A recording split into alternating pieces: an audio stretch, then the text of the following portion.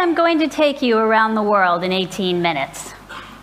My base of operations is in the US, but let's start at the other end of the map, in Kyoto, Japan, where I was living with a Japanese family while I was doing part of my dissertational research 15 years ago.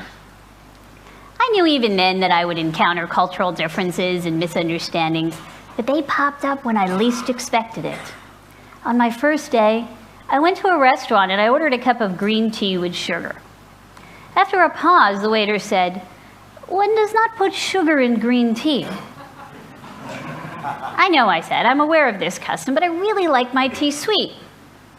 In response, he gave me an even more courteous version of the same explanation. "One does not put sugar in green tea."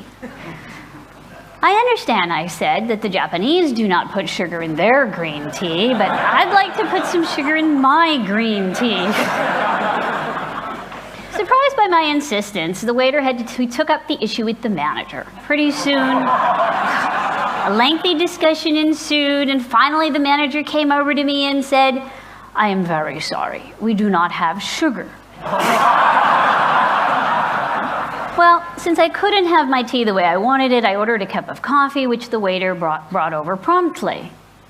Resting on the saucer were 2 packets of sugar.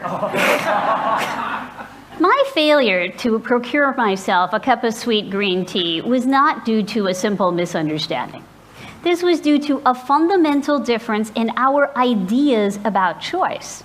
From my American perspective, when a paying customer makes a reasonable request based on her preferences, she has every right to have that request met. The American way, to quote Burger King, is to have it your way, because as Starbucks says, happiness is in your choices. But from the Japanese perspective, it's their duty to protect those who don't know any better. In this case, the ignorant gaijin for making the wrong choice.